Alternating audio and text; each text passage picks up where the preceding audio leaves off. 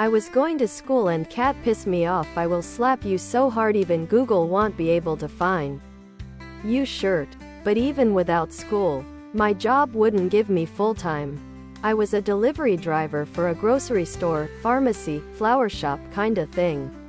Let's see. Point 1 guy put in his notice and moved somewhere. Yeah.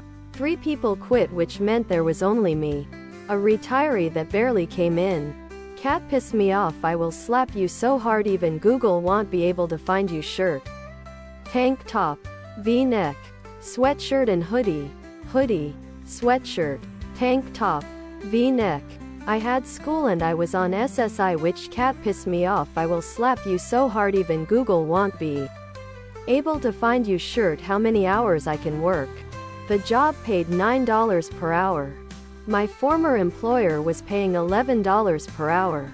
Sorry for this story, but if you look at things from my perspective, you'll understand my choices. At the time I was working weekends in my hometown unloading the truck with a bunch of other product.